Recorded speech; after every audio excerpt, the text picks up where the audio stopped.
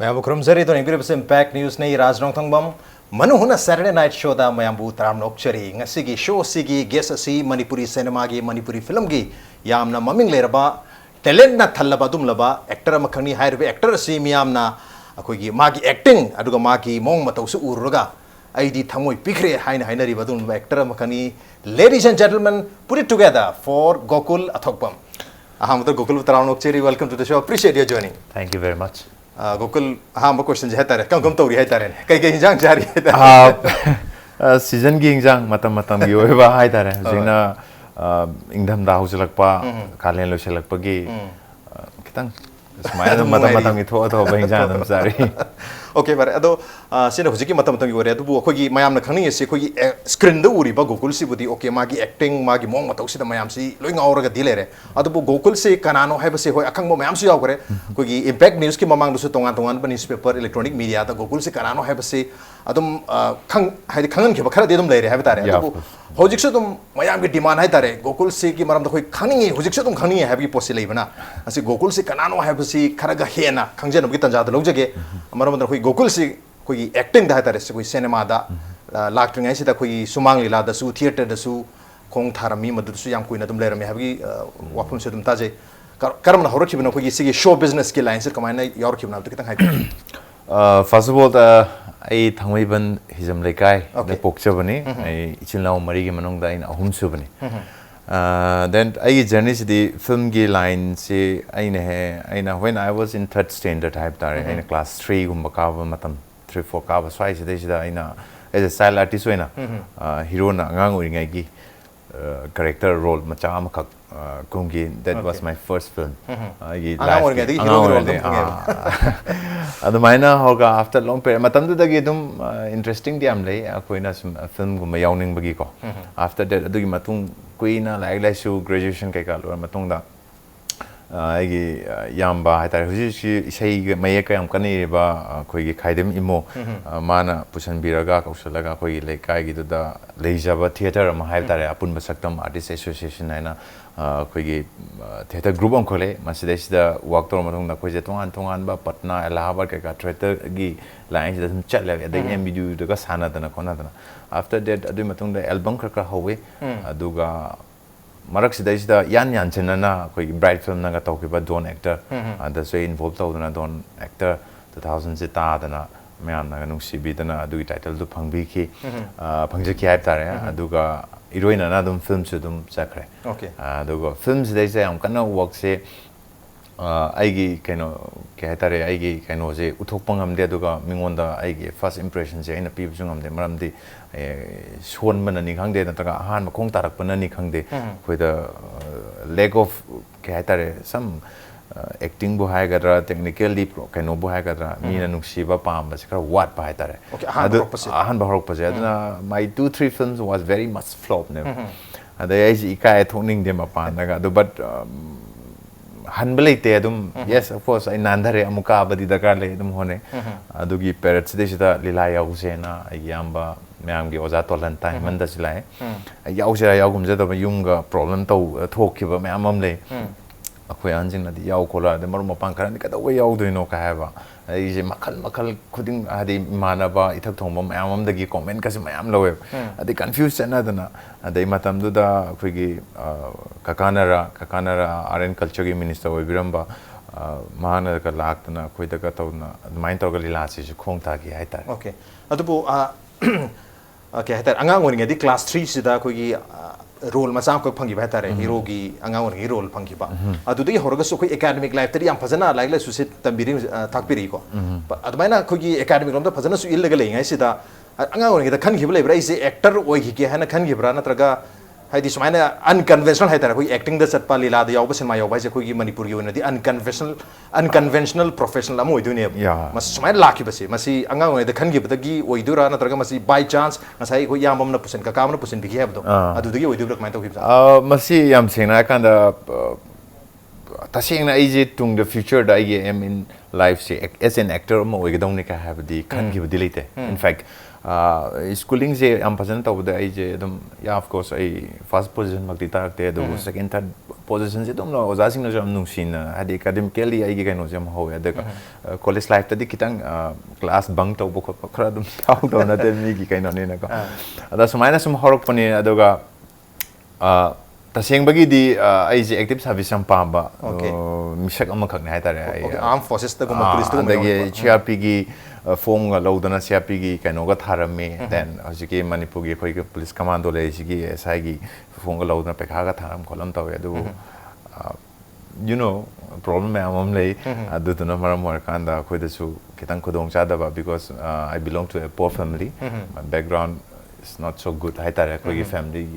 hadi income gi status ya khara phatta ba hai tare ai gi dada ai gi inaw pa kai ga se ai naw pa ju business kendra vidyalaya gi ma selection phangdana free of cost ta Delhi de am ko ina tamam bane do ma pandalo ye gi ai je family gi awab jam ugalle aduna yum dele ruji ai tanda nga hawe aduga aduna ngam ki de du matam na poraktana sumaina matam gi ichil sida manipuri music video album tholakpa adagi film na hogalakpa sumbagi kaino sum yaurubadagi isana khara pam gi ba khara isada manung de yaujabduga adum chusana oi gi bani hai adu ahan ba film horpagi ani hum sidi khara dum flop char khare ani isana really ai yeng mangam de film ai masi sin masi ai kamai thoina final ta ko ai mi ugini khana ko tumina tholak ba yaw grani adu adugi matungda khogi sum film se direct adu matungda directly hydra flop ani hum sakra matungda dum khogi protagonist ke role se dum phangbi bura khoi ta sa bada antagonist ke role hedi villain ke role ga chora dum phangbi sadu su biggest turning point am khangni ai gi film career jida koina yam sena kana continuously film kumuk baje 15 years complete oi re hai tare 2001 2005 degi kumuk pasina jik 16 lor kadoro bane 15 years ti oi grabne already asigi journey is the I flop film umari adagi thokpani na ko mina su kaino to gadra ka matam do di film sikra tangla putho adu putho ga su new facing yam ui ga di magi khangna chana ba ma u ba adagi after that akoi gi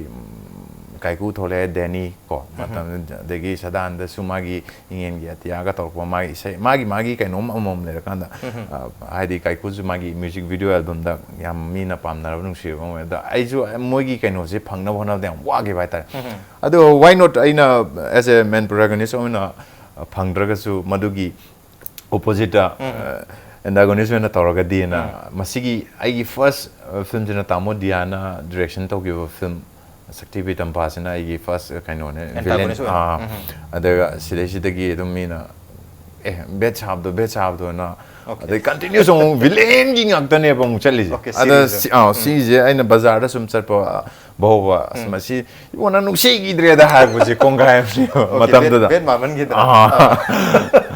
okay adurgi khoi bet or madagi hai tarne antagonist or madagi protagonist ki turning point se sidi sai lela yaw bagi soma habi takpiri lela duna sukra help to gibra natraga lela do punda thado mabra film da yor bagi kamai to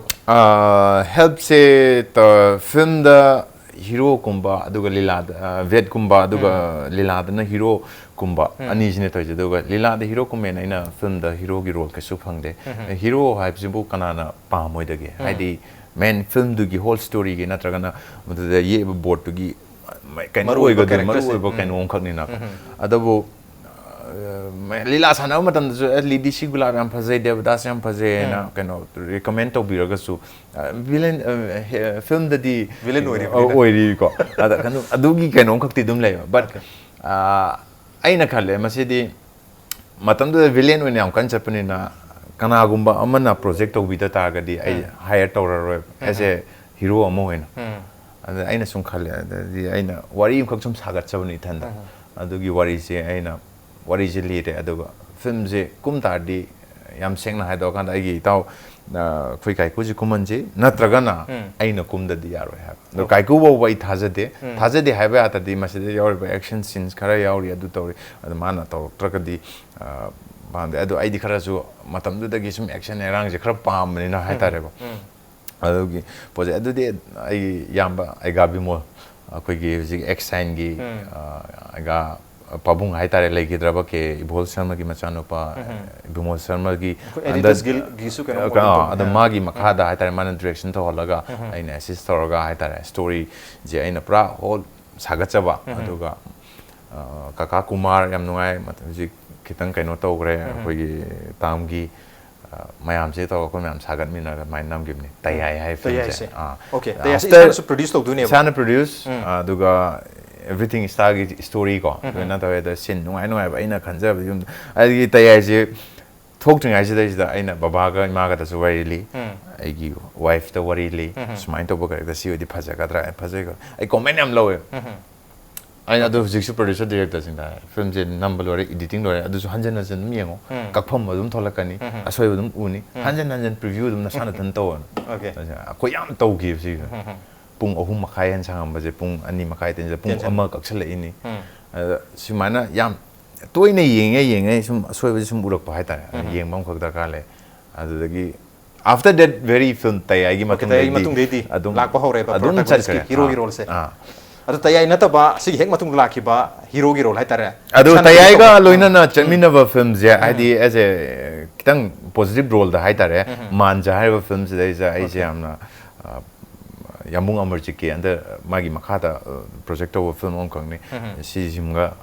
ꯌꯥꯝ ꯇꯨꯡꯗ ꯃꯥꯡꯗ ꯁꯨꯃꯥꯏꯅ ꯑꯗꯨꯝ ꯄꯨꯂꯞ ꯅꯝꯃꯤꯟꯅꯕ film ꯑꯃꯈꯛꯅꯤ ꯁꯤꯁꯨ positive role after this to very ꯐꯤꯜꯝꯁꯤꯒꯤ ꯃꯇꯨꯡꯗꯩꯗꯤ ꯑꯗꯨꯝ ꯄꯣꯖꯤꯇꯤꯚ ꯉꯥꯛꯇ ꯉꯥꯏꯈ꯭ꯔꯦ ꯑꯣꯀꯦ ꯃꯔꯛꯇ ꯅꯦꯒꯦꯇꯤꯚꯒꯤ ꯑꯃꯨꯛ ꯁ꯭ꯋꯤꯆ ꯑꯃꯈꯛ ꯌꯥꯎꯈꯤ ꯑꯗꯣ ꯑꯩꯅ ꯄꯥꯝꯅ ꯇꯧꯈꯤꯕ ꯑꯗꯨꯅ ꯇꯥꯃꯣ ꯀꯤꯁꯣꯔ ꯀꯨꯃꯥꯔꯒꯤ ꯗꯤꯔꯦꯛꯁꯟꯗꯀꯣ ꯃꯣꯃꯣꯟ ꯃꯤꯅꯣ ꯍꯥꯏꯅ ꯑꯩꯅ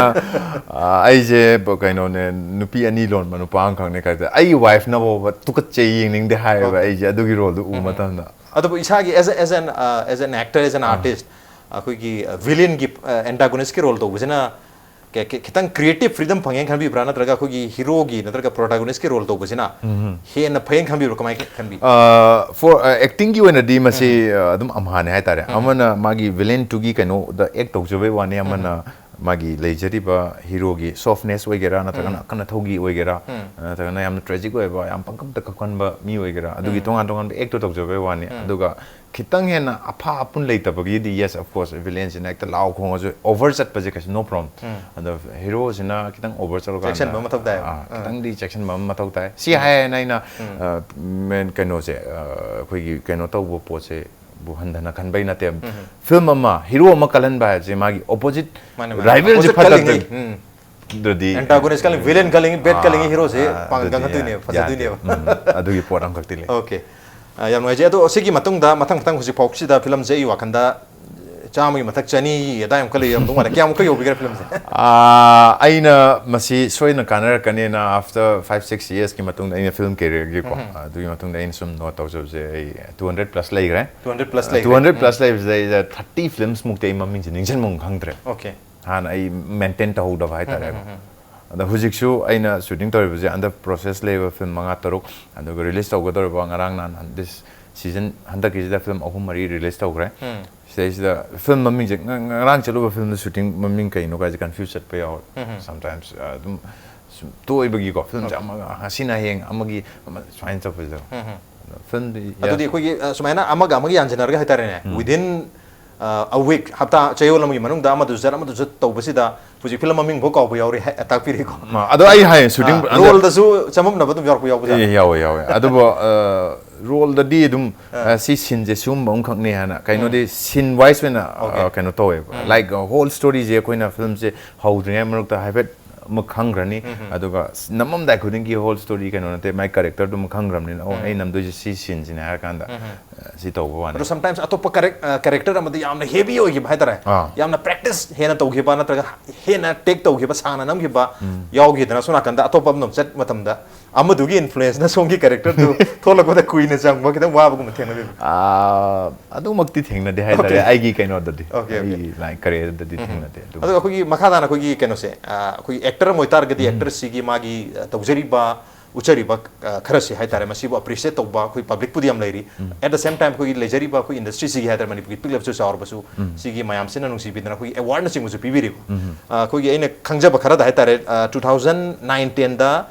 फिल्म विजन की स्पेशल अवार्ड अमा लेखरे अदुगा 2010-11 da so mulai gra tar sei ani thangna thangna aduga mo khogi manifa gi heta ss manifa kaksing gi se khoi film forum ga pulag pi ba 2014 da su award ma pi best actor gi sina tabda award se kya mulai bi gra kamai to अवश्य अखोगी कहीं अखोगी state film festival की high तारे सिगिदा 2007 सिदे फंग्रे अतुगा तोंगान तोंगान बा NGO सिंग हाइगद्रा locality की हाइगद्रा organisation नत्र association न पीबा ma'am लेग्रे मुस्लिम की ग्रुप न पीबीबी को अदगी हुजिक मणिपुर फिल्म एकेडमी तौरिबा फिल्म तौरिबसिना 3 years consecutive ताबने ओके फैम गिजे सही ओम हंजन ताबने सुमाइन तौदना अवार्ड ति निपान मापन सुमाइन लेरंगनि करे द सुमांग लीला सानेगे मतम दसु बेस्ट एक्टर अतगी अतमायन तागी कोई सुमाइना कोई अवार्ड लो बुझाई तारे ने सुमाइना यम वार चही चुप्पा एक्टिंग तौरुरे मखन मकल की मैम तौरोगा कोई सुम सेलिब्रेशन अम द फंक्शन अम द चही की एनुअल अवार्ड अम सुमाइना बेस्ट एक्टर की करी सुम पीबी रप हाई तारे मसु मसि फंगबो मतम दा हचांग द फाव बा हाई ता पुनिंग वाखल द फाव बा कहे तारे एक्सपीरियंस है कमाई तो बिरसुम तो इदम फमन ना हुजिकती कछु खंद्र बरा करी हबी रिंगे आइना याम सिंगना हागंदा अदुगुंबा फंगबा हाइबसे याम लाइक फबनी लेबा एक्टर खुदिमक लोइना फंगबा नते अदु होय अखोय याम जदबगी अखोय मसेन खरा येननबगी वाखक की वाने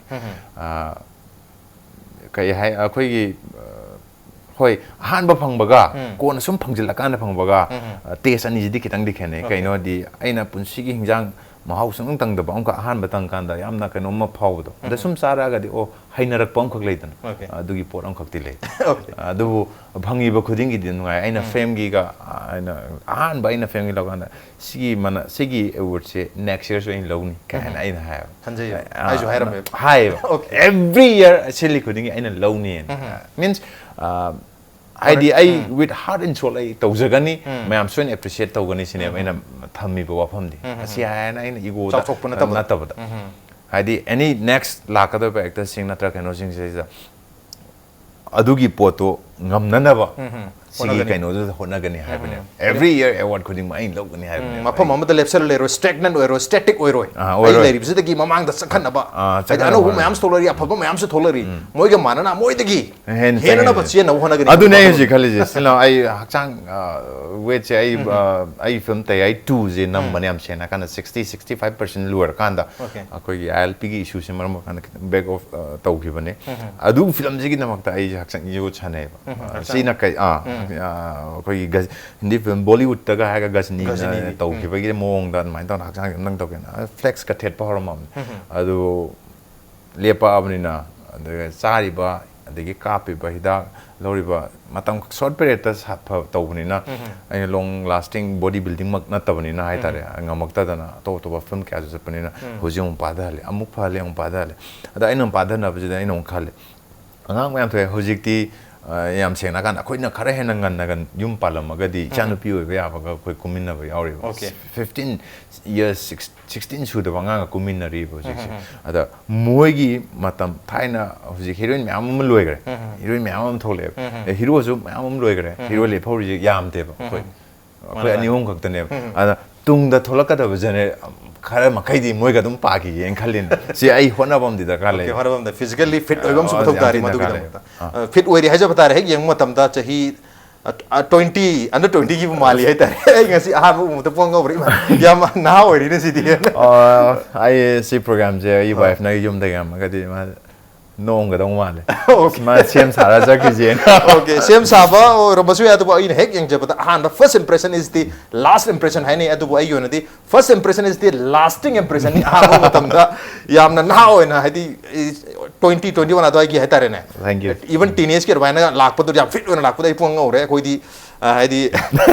madu maintain tong ngam tan ngasi explore to dur hai tare on the not ben talabza ke break matung da gokul ke sanaga da wari me amle jari break tam thonjar ke impact ni sumeng tan le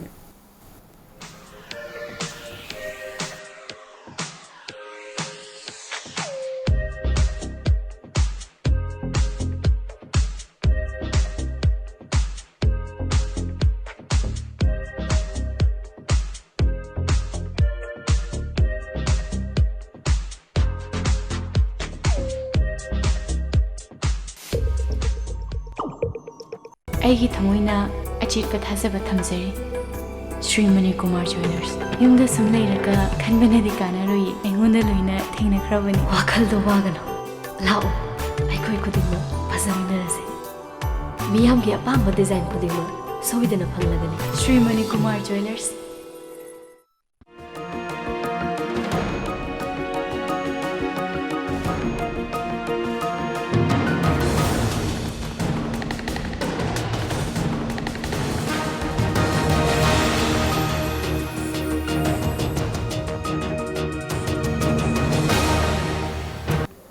Welcome back to the Manung Hutna Saturday night show ni adu nga sigi show sigi guest asina special guest asina Manipuri cinema gi Manipuri film gi sangna erba actor Gokul Athokpam ni Gokul koi nga sigi dagi haujarga hetare Manung na Saturday night show sida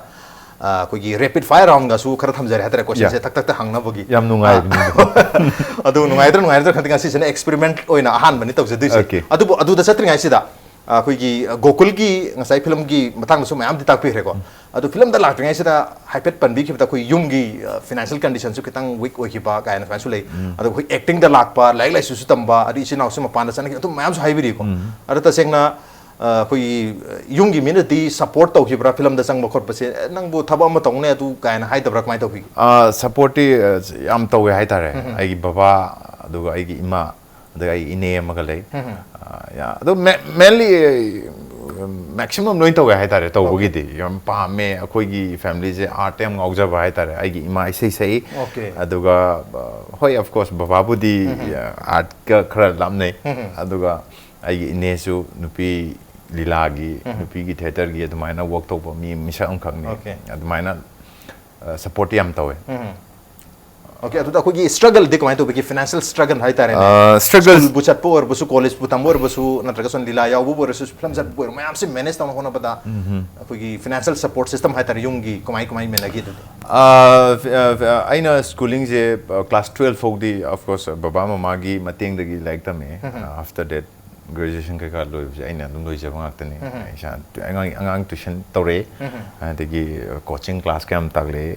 si hai na ina kaino gi na taba sum normally sum kra like kai gi hai tare ko sumain tore adagi akhon mama hoi dum hotel ga phame ko angang da tilanga sare adagi jaja am tore dukan pham bada ima ge ma do kidang ju chaw khalak pa ikai po ju kha phau ko le sa bi sa hotel pham ba yominar pro yaw ini adagi cha je khoi di chinau nu pi yaw dam ni na cha glass ka je na am da sam thok mu ga mi ra ka yeng ko na sam am de ne ka kidang in khalak tines lor bagi khoi gi ikai ba ga khang pa adu mai na aduga aina art da chang padi seng seng ha kan da ai gi like ki career ji lo chala kan chang pani hoi of course tam bagi budi loi ba nai de adu normally ma'am tam nai ba graduation adagi master ko swagi chang je adum lo chala ga ai master budi loi gi de graduation lo chang pani na adu matung da adum ai yam ba am khak lei theng na gi adu mana paisa ji smai da tasal lu ne khosul lu ne da ai gi first aina pas yana na ina kalagi kaino ja tawjob ai lupa chahum hapang okay ai gi yana ba gi theater gi film da theater gi di siki phang manate just dedicate ngak tane ka thong na bangak tane ai film da lupa chahum phange adu ga ai sumang lila lupa chahum phange okay ai gi first adu film da di phangu phangde film da su ahan ba chai mari ahum mari si di pra ka thoga yaujage ha bai type da ko shooting ga da adu da la o ka haraga gari isu leita ba pa kun khak shaw ba kamai chat to no ga ba de pa tara ka kan yo gal pa kun tra auto to gon sat pa am nu si am lai khongau sening ale ta na ai gi yum thang na ba lai kai gi mana de bai nang khongau sun da set ke sam mole sun mo sun no nung dang ji su ra ko mai phu tha ga la ga phen ya ra ga ayu ho ga da kang na ba adu gi phiron je pura chatlin angang de kai gi angang de ma phi maron je wa ra mai shooting yaw re adu hujikan gi tawriba sing chi sa totally different akoi na hona project fashion designer hai gadra koi costume designer adu ma amom chi le re aduga haibe ata di akoi na work tork pa mong khoi da pamjana khoi kayam na kaino tork ke ha je kinang dagi akoi na acting je in a theater gi line dagi tamok pa de sumang lila dagi khangho ba knowledge then lyric tagi pa ba body language adagi relation between director and actor kan tongan ba like re hojik ti ko ji kyang ani just masih paaba kasu yaram mo yang khalle ai wa khalle deko even paaba tamji yaw dre normally sum taw ba dane ada ai khoi di pare khare paaba yaram bu su yai ko adu maximum yaram ga dau di mante okay okay yam ngai je ado ko gi kaino je hoji phausi film se chani gi mathak ta legre release to go so myam le handak hai tar tha mani handak tha se october le ron dai se release myam to do ta jare kari film release to do le film je Kongfam Amatorani, then Tamoy Ohum Torani, Aduga Nang He Nungshi Habam Torani, the Ngarang Amatogre, okay, Aduga. This season, Thas is the film already Ohum the Togre. Okay, which Akoba, the Walimia season, Gokul Athokpam. Atoba film, I'm saying that. Saying by the Akwedi Lura released from Madikasu Pagaton, Antak Chikitang film gi Kainosideshida. Film type bang sih, kita masih anu bukan kanom oi gadra kali, war kan yang war bama, doga. Ni producer kudi maki kan bam kangway dah bam. Kaino di film je kui na lepu bagi hai tar, tha ni tare ni pan mapal lepu bagi. Matam tu release awak film ama pending dah lepas laga film tingjan gitu nak ko. Koi adu hujik among yarak pada ki mari tu na cakau ngai. Film ni buyang kai cakau budang tadi yang oi bagus. Film ni pun yang kaya nak gimana tanda aman nak kanan jaga tu Sakho mom tu phara roy Saklo ma aku ni keksamin ahung keksamin nak tangga tu aku tarang ngasang asal laga di Sakho mom den phang roy okay aduh aku yang mau ada phang dah zoom yang tu ni lami ngai dah loy ramba ada aku mari pergi market hai tarin question ma hall su am laitaba ada film je kainoga shopping mall on thokiba su live active khara ya du film form gi chairman oi biriba ai yamba tamasuja kantana usa cinema je muka revive to regenerator oktana semjin sajilaga muka tawise yam si ju da du ko khoi gi honorable cm naga je ka sum ke hetare esi dakar lai si saje ko je da buda khoi gi khoin hajaro da ta bi bo ko bi ba si gi su da phobne hetare marom da yang ngaji itu koi matang sih koi rapid fire sih kagak semua hauser ya itu ada. Aduh hauser sih koi Ashish rapid fire mana itu kan biar film macam sih manung da tayai putih turning point nama suwe kere mana madu nama sih kau bang amdo film sih manung da isagi filmografi sih ama diorang mana itu bu isa as an actor quite tayai neta betul quite lagi close with film kera kangat target di kayak film oi. Luhung bagi hing, tegi Mairan bi, Thawaton. Aduga hoi tayai bude gi tayai le gaya na ko okay that's fine okay tayai tu je kasai khara hobira madum to khra makhata na to loidi loising gini adu hai na sai ja bado film ko ina thingu bogi nan jana me ajina ajikti ai gi oi da bani na ko mayam ongi schedule set bani na yen gi bada ai sagi saruk le hoda okay okay ko rapid fire ja hojara ge ko gi gokul se karam person no ko gi nungdang de thabak to gon ba mi oi dori brand ra ayun din thabak yam to ba mi du oi dori karam oi de ai je nungdang da thabak yam to gon de ya of course nungdang thabak to de ha de pothagal tv yam yang manu paung okay tv yam okay ay amra schedule se koi nung din da ke to no adu shooting se mar makta nungdang da ke su lak su yarong de ya oi adu bodu aboi tongam re to de dum to ha de daga lai rabni na ko ha de lotion gi vibe je koi ju dong sa bong kon na pai ta dum to adu hujik pudi koi actor ma star ma miyam na panu mi mor bani na mayam ga puning tar ga so pampun na pun badi yar maro adu hujik si sum ya hangjaba matam da isa ko ji tum isa ithanda tongana lejaba pam mi sa mara na traga mayam ga pulaga leba pam mi sa mayam ga pulaga leba pam mi sa adu pun bangam bra of course I do adu manage to hai tare okay adu koi chum nagi misam hai tare ne ko fan gum bana thengna ba unasi ai unaba pam jai ga hai ba sum ko pati lebra unaba dum yaw lei adu hoi unaba jawi ta seng lak pa jawi adu ga koi angang macha sing na ko mama pa sing na adu ga yam mentally retarded or ba sing na ko ta unabi ga of course ai chala ga unabi mind to okay yan mai je mathang si koi gi sana khona bdo su ngai habi gra chang ga se build to dana tayai tu nam na bo honar me hare ado huji sana basida sana basu dum thawai wi bra ana one dum yaw bi bra huji sum yaw bi bra du ga kari hai sport pasan namle na lobi gadra na traga artistic oi pasan namle na adu gi hire ga di yeng ro ga di ai je artistic oi ba mi am khak ni but I do love sports ko ai huji badminton kana sana adu matam gi ba ko na nga da cricket sana ko ba adagi koi Manipur ki football sana ba adu event ko di maka ai do sana ba ngam okay loi sanai okay at thadre ado khoi gi keno khoi income hai tare anga won ngeda khoi sel tum je kitang nang na hore haibi bani na sel se hujik khaga lakba horom ni na phana hujik pudi khaga na te phana la bani sel se la bani na hujik se lik haide lik pa mi moi bi bra na tra ga yamna section season ba bi moi bi ai se lik te aduna kena lai ba je lusan gi bane ekta hale but adubu aigi family na horokpagi matung ina haite ai wana horokpani na adugi sel gi value khangna season okay value khangna sine yanoi jai aduga kogi any thaba ma to matam da decision haita ne what if se thamoi dagi lobi bra na traga kok tagi masi pan calculate torga okay masi torga dipani aduna masi to batai gan mana calculation to biro ko to adu ai sumo to dre talong phau gi bi ngak tang du phau du de wa thamoi da phau gi da hai tar ai si pam ga thai dum pam le gi bi adang ha la ga on gi ne chung khanjal ru ga de on gi ne ngak tang tang da phalong la ho okay adaga hojik phau gi oina as an actor hai tar khwai dagi ngasai budi khara tak pi gre si film ji ahan bagi ani hum ji tawru matam da as ai bo yeng di kai je mi le traga antu mi yeng je ha adu budi hai bi gre aduna ta bida sum marak ta hai tar as an actor as a natraga as a person real life si da natraga film gi set to boy ga su film do boy ga su taw gi ba ai ne am ikai jaba natraga khwai dagi aina soiren khanjaba admai taw gi ba as masim budi kai no nei to bri do ga an khanja gi ba ko kai ke le bi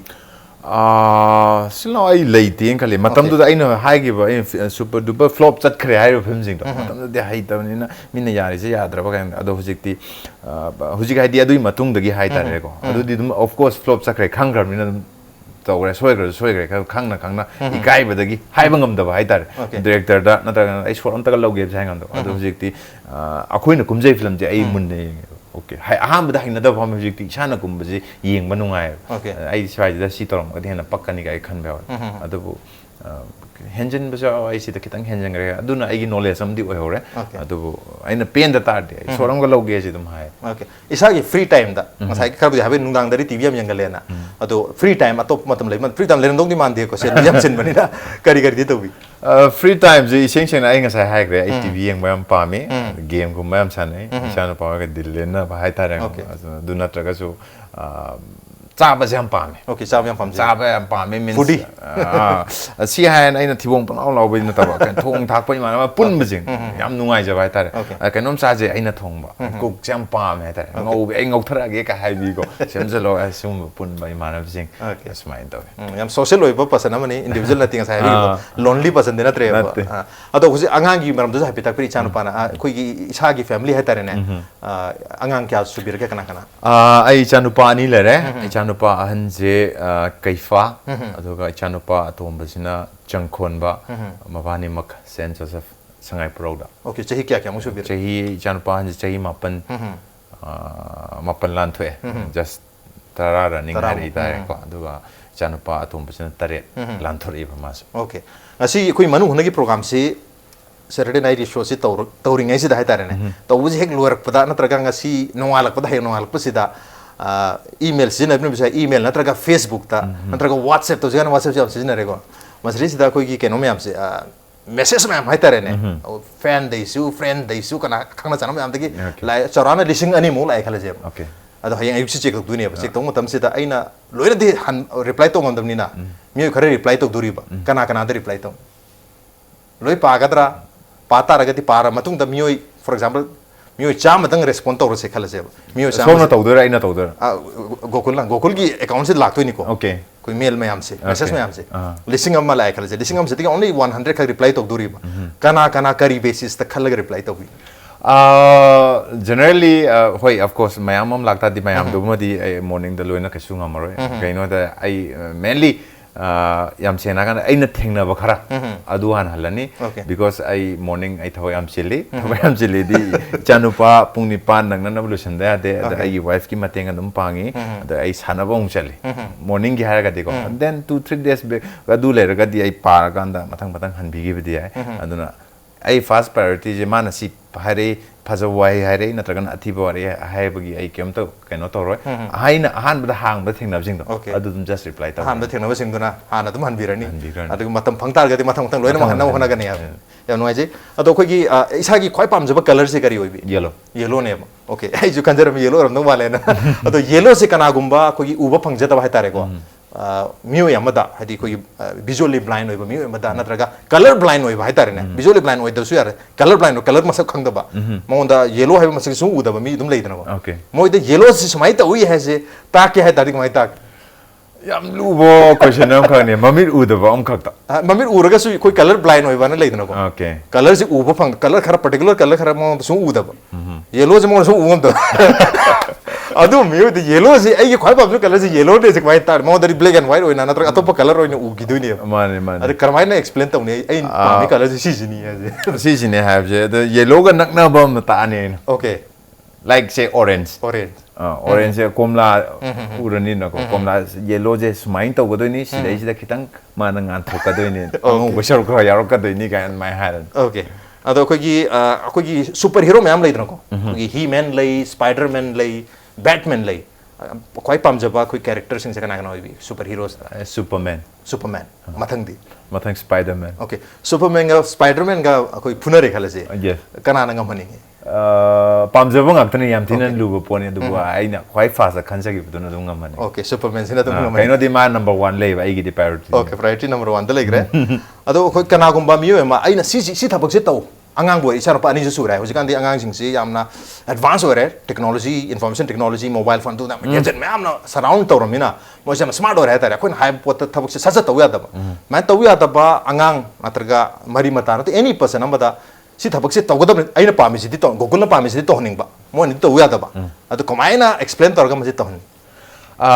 nang na si to je explain tawga ha explanation du ni go in thak to je okay nang na si to je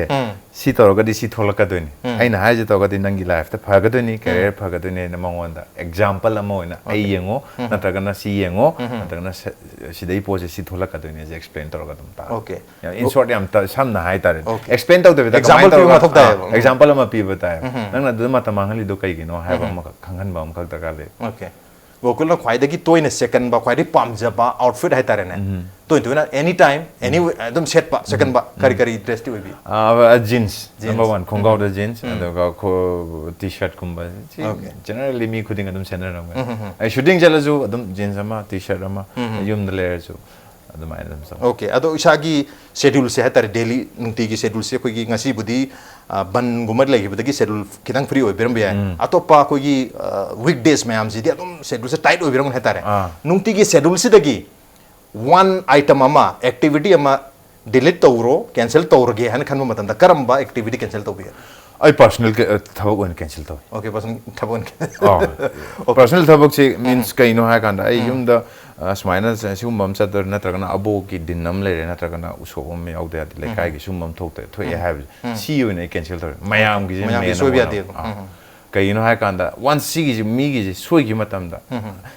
amadu de nga yum da nungdang natragana ayu ngak tang chalu badi yai adu ai deva karma mi gi or gadi ayuk ta chathom ba natra ai ngak tang nang na badi dum challe natana ai isa gi personal me am jan loi kak thalle mi gi ana chana bo nei okay mi gi sina hana priority ne ai gi sidi kona tawsu yai mi gi son be ya de yam noi jai wakalon ji aduga ngasi gi manu honagi program chilo orga yum da wara mina halani tumurani ko hayeng nowala hawlak pasida khoi gi laina sindana hai tare ne hawlak matam sida ai kaiku natraga boni natraga sadananda oina olle ramene tum holok pasida yes kaiku hek no ngara kaiku ramene ta sadananda oram tare ne hek hogat puga han ba as a kaiku as a sadananda kari tawbini tawudi mi ohum je tongan ba character ne okay hai ohum je mong aina kaiku sadananda oram ga dai isai gi tension lei ba horani na bari bo bo kaiku ga di mayam schedule gi lagna ga da ba da gi yungi ma gi hujik election gi do have the problem je adu da sani boni su mangare family gi ai adu ga foreign schedule gi side sin be tongan ba khusa di loi sa ga doi ni aduna ahan ba da ina oi ga doi je kana ahum mak chamana no oi dia da adu orame kaiku orame khalajin hek holok pujeda kaiku orame de ai yaho yam thengani okay yaho yam thengani hai ba yadradi ngan hawate ba madi khara dum normally akhoi digi kitang thengdai thengdarani amai breakfast dum tawni mi la ga wari sagani phone wari yam sagani ado kaiku da su phone taro hom bigadra ai di kaiku wala mene nang ju kaiku oina lairi bra ado taseng ba di ai na ngaktani oh ai je tawre ngarang evening da ras Nongthombam na smai have ne ai je kaiku wala oh ai de kaiku wonde ngai da ai ngan na kaiku oi da le hobam darga le ai yum da le magadi yung mi na masa khangar pharam ta ꯌꯥꯝ ꯅꯨꯡꯉꯥꯏꯖꯩ ꯑꯗꯣ ꯑꯩꯈꯣꯏꯒꯤ ꯍꯧꯖꯤꯛꯀꯥꯟ ꯌꯪ generation ꯌꯪꯒꯔ generation ꯍꯥꯏꯇꯥꯔꯦ ꯅꯠꯇ꯭ꯔꯒ ꯑꯩꯈꯣꯏꯒꯤ generation ꯐꯥꯎꯁꯦ ꯑꯩꯈꯣꯏꯒꯤ ꯇꯦꯇꯨꯒꯨꯝꯕꯁꯦ ꯍꯛꯆꯥꯡꯗ ꯌꯥꯝ ꯍꯪꯅꯩꯗꯅꯀꯣ ꯐꯖꯕ ꯋꯥꯍꯩꯕꯨ ꯈꯪꯗꯦ ꯃꯤ ꯃꯃꯤꯡꯕꯨ ꯈꯪꯗꯦ ꯁꯤꯝꯕꯜꯕꯨ ꯈꯪꯗꯦ ꯌꯥꯝ ꯇꯧꯅꯩ ꯏꯁꯥꯗꯤ ꯇꯦꯇꯨꯒꯨꯝꯕꯁꯦ ꯄꯥꯝꯕꯤꯕ꯭ꯔꯥ ꯇꯧꯕꯤꯕ꯭ꯔꯥ ꯇꯧꯏ ꯇꯧꯋꯦꯕ ꯌꯦ ꯍꯥꯏꯗꯣꯛꯄꯗꯤ ꯏꯀꯥꯏꯕ ꯇꯦꯇꯨ ꯌꯥꯎꯋꯦꯕ ꯑꯣꯀꯦ ꯇꯦꯇꯨ ꯌꯥꯎꯋꯦ ꯑꯗꯣ ꯍꯧꯖꯤꯛ ꯑꯗꯣ ꯑꯌꯥꯝꯕꯅ ꯐꯤꯜꯝꯗꯗꯤ ꯎꯕꯅꯦ ꯑꯩꯒꯤ ꯁꯤꯒꯤ ꯔꯥꯏꯠ ꯁꯣꯜꯖꯔ ꯍꯥꯏꯒꯗ꯭ꯔꯥ ꯁꯤꯒꯤ ꯗꯦꯜꯁꯤꯗꯀꯣ ꯗꯦꯜ ꯍꯥꯏꯇꯥꯔꯦ ꯁꯤ ꯃꯔꯨꯁꯤꯗꯩꯁꯤꯗ ꯇꯦꯇꯨ ꯑꯃ ꯂꯩ ꯑꯗꯣ ꯇꯁꯦꯡꯕꯩꯗꯤ ꯁꯤꯁꯦ ꯑꯩꯅ ꯀ꯭ꯂꯥꯁ 11 12 ꯁ꯭ꯋꯥꯏ ꯇꯝꯃꯛꯄ ꯃꯇꯝꯁꯤꯗ ꯑꯩ ꯑꯗꯨꯋꯥꯏꯗꯁꯨ ꯑꯗꯨꯝ ꯌꯣꯠꯁꯟꯅꯔꯛꯑꯦꯕ ꯕꯣꯗꯤ ꯕꯤꯜꯗꯤꯡ ꯁꯨꯝ ꯈꯔ ꯇꯧꯕꯁꯤꯗ ꯍꯛꯆꯥꯡꯒꯁꯦ ꯄꯥꯝꯕꯣꯝꯒꯁꯦ ꯈꯔ ꯍꯧꯕꯁꯤꯗ ꯁꯨꯝ ꯌꯦꯛꯀꯦ ꯀꯥꯏ ꯑꯗꯣ ꯃꯇꯝꯗꯨꯗꯗꯤ ꯀꯃꯥꯟꯗꯣ ꯇꯦꯇꯨ ꯌꯣꯛꯄꯁꯦ ꯌꯥꯝ ꯐꯨꯕ ꯃꯇꯝꯅꯦ ꯑꯗ आर्मलेस लेलजु उदनबा अदगी कनो लेलजु उदनबा आइने येमिंग मतमदि दम उनबा न याम फरक ताना ये सिदाजु एकते स्वाइदजु एकते सिगी मरु सब सानी ए बई अदा आइना स्टार अनि खगी ए ai real sambru ani kak thunge sambru ani sida star jana hana ururu sana sana ururu ungna ban adu magi sana ururu ungna be mong esta thokre adu I don't know mase god ki kaino oram tai ko ai nupi sonia ko e ma tar okay es wenta ya no je ado hoju makhata na to ano ba tattoo hangning badi leitre tattoo sinatabam ju he ado ai mayam da khangal la roge sidi khangal la roge di no mo ko istang pe ai ato tattoo ka dai le ya no je ado hoju makhata rak ba sidang sai ahan boina as a producer amoina tayai produce to khre tayai tu su probably dum produce to tong mali sana ado akogi as an actor bude dum thabak to bi nei khanjai tu makhata na live ta kaitare matam gi olopgi matungina kari kari di to bi khanberi director amona thabak to bining bra kari kari film gi career sidadi yam taseng ha kan yam pame as long as possible have tare ngamingai di aina sa haijabdo Huzik Toleba heroine ching mayam siga dum paraga chakkidoine adu matamna yarakta dana compulsory handarakine handaraga ju maduga chana wari madum iu sine ina producer director da haido suppose Amitabh Bachchan na magi chahi matam da bhagwan thole ko family gi wari adu mana main protagonist na kumaga toine likewise main tawni adu after silom dong da hoi director wena work tawni adu ai tasengna mase director wena work tawse tawgen khalam mane adu ai tasengna kaya tare masong sa tabi dai atopa hi tongan ba agenda ka le sidi after 2 years ko matung da dikhanga ne ka le tongan ba kanong ka khali adu natraga de film lines is not hadore aina whether I belong to a politician amo ina kano tawga su film gi line sidi dum associate taw legi ne associate taw ne bai ado hoji isama ko gi senior artist ki gil gi hatare ne sigi su koi general secretary oi biri masigi portfolio su passion ba acting sum taw ba thab kari kari responsibility ahen badi lebi responsibility je thoina ke hatare nungti jagi office ka ban maina ka ba makti na tabani na koi yes koi group ki oiba group id actors myam sigi oiba kaigum sumba ma tawre natraga na sumba student protest natraga film ma thingja tak natraga artist smile lam hele na schedule cc tawre hai kana sum akoi gi tongan gil sigi association sigi hayeng member mo roga di tungda mana kaino inconvenient or ko matamda natagana khudung charak taba so open thorok matamda sumba facilities pina bagita magta koina fun generate tongna bhona ba aduga tungi future actors sing se da legador makhoi gi da makta khalla kanda hai tare ne koina kari gumba khara sinbiram si aina maina taw poram khangni aduduna yam kana dawde khoi president oibirba tamaloken ti lokendra koina local na samjale mana ayamba budi chen chung tobi bane treasurer na ai amba chronicle na lamlong dagi lamlong kurai dagi ai ta man oi da joint secretary Mr Prem okay mayam ne am kana hone ado ai ju ahama film thing ai yam torome ado aina kitang mayam se dagi schedule kitang tired of ni na ai dum excuse ni tangai fadaba meeting aruba natragan thabak responsibility kanda koi chinge natana sum normally message tong ba natragana sumaina ma cha uji yaurji haibagiti ai da yaudoi warobi no na de haire da okay yam noi je akoi responsible koi actor ama isagi duty do toba khatana tana tonga ba kogi artist sing gi fraternity sibu chakhol hanna bagi makoi ba protect tong bagi de gi tungda la ka tori ba kogi artist ma'am से protect तौनोगीदमक अखोई फिदा अमा थमनोगीदमक याम कन होनबे अखोई फिदा highway film जु लैग्रबने फिदा अमा थमनोगीदमक अखोई गोकुल याम थवाई हचांग याना होनबिरी अदुगा पुंसी चुपगी ओइना फिल्म की लाइन से दम एसोसिएट तौगी हाइदना हाइबिरी याम नोइजे गोकुल लोंग दिरतुन ngasi मनु होना सैटरडे नाइट शो सिबु मपुंग फान बिकिबा थवाई हापि बिगिदमक अमोन थाजु फोंदुक चरी अदुबु ngasi की थरमसि लंबिरबिदमक अखोई मनु होना सैटरडे नाइट शो की अखोई गिफ्ट हैम्पर की स्पॉन्सर हो लिगला की साइड गिफ्ट हैम्पर हम तंग खुदोल तमजे थैंक यू वेरी मच अदुगा लिगला मतम सांगना क्या है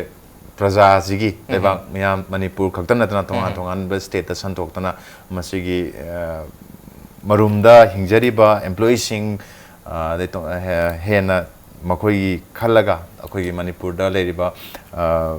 अनएम्प्लॉयमेंट की प्रॉब्लम सिंग असिना सॉल्व तौन होनाबा मदि कंपनी असी लॉन्ग लास्टिंग होना चनबगिदमक्ता इसको शोर्डसु थौनि जारी थैंक यू वेरी मच लिगला and thank you very much मनु thank you so much thank you very much मसिनी ngasi manu hunagi tharam ngasi gi edition se karam topi gi khode khan bir pu yagani khoi mail id impacttvnews@gmail.com natraga khoi facebook page www.facebook.com/impacttv manipur da join to birga comment amadi feedback ta bir pu yagani well ladies and gentlemen thank you so much for joining us from the other side of the screen until next time this is Raj Nongthombam signing off kurumjari